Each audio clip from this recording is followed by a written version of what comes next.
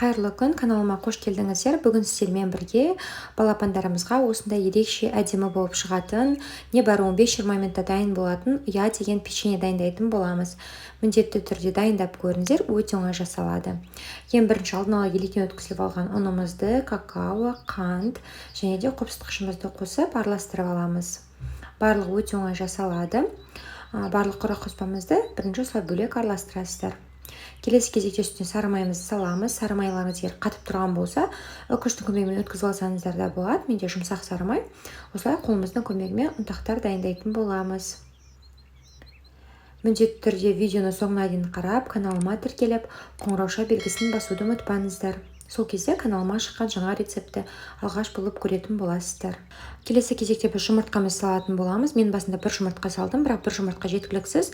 Сондықтан да құрамына тағы да бір жұмыртқа қостым. Сонда барлығы 2 жұмыртқаны қосып, осылайна міне қамырымызды елеп алатын боламыз. Бізде қамырымыз жұмсақ болып шығу керек. Міне бізде қамырымыз осындай жұмсақ болуы қажет.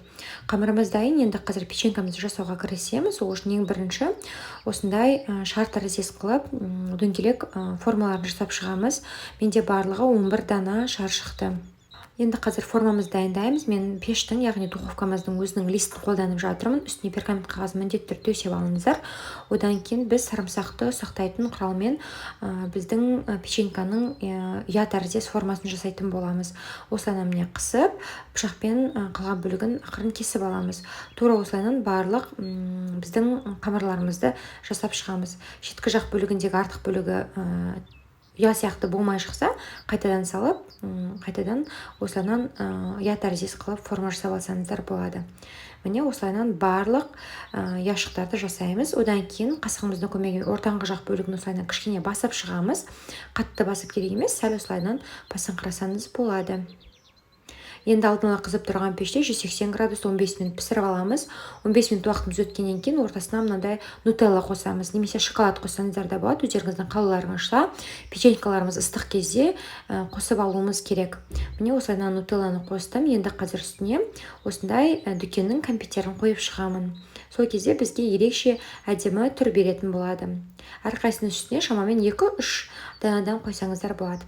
Қараңыздар, біздің печенькаларымыз дайын болды. Өте әдемі, ерекше болып шықты.